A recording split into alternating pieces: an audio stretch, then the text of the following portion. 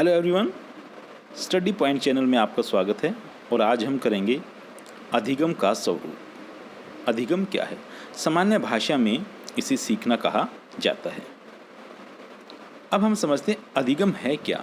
हमारे व्यवहार में होने वाले स्थायी परिवर्तन को अधिगम कहा जाता है।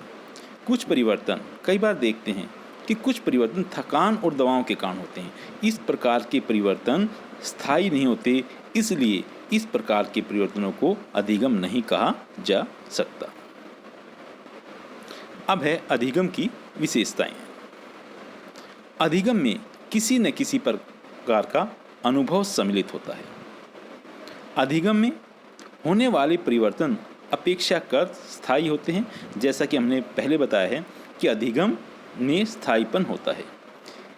तीसरा पॉइंट है, यह एक अनुमानित प्रक्रिया है जो निष्पादन से भिन्न होती है। अधिगम में एक मनोवैज्ञानिक क्रम पाया जाता है। अधिगम के प्रतिमान या अधिगम के प्रकार भी कहते हैं इसको।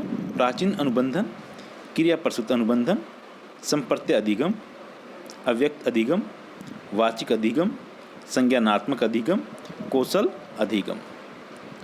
अधिगम अंतरण क्या है? इसे अंतरण प्रभाव भी कहा जाता है। इसमें यह देखा जाता है कि नए अधिगम पर पूर्व अधिगम का क्या प्रभाव पड़ता है। इसको सामान्यतः 3 भागों में बांटते हैं।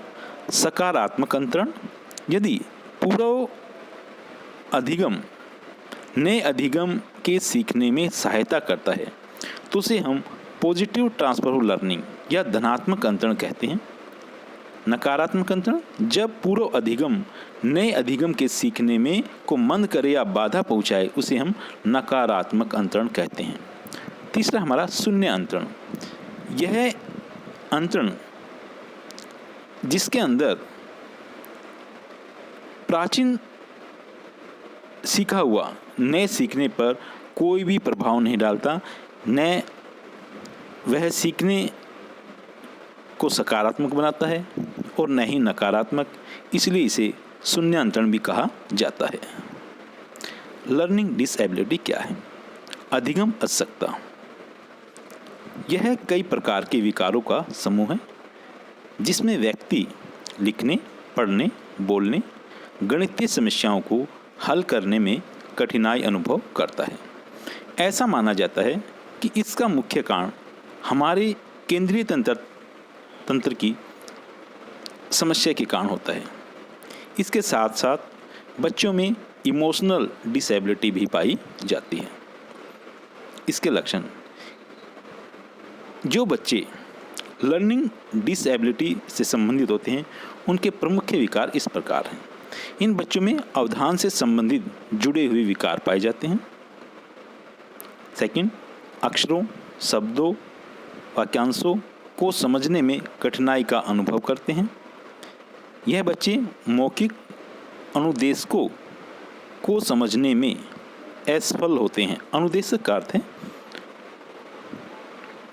इन बच्चों में प्रत्यक्षिक विकार जैसे दृष्टि, स्पर्श, गति, सुनने से संबंधित विकार पाए जाते हैं।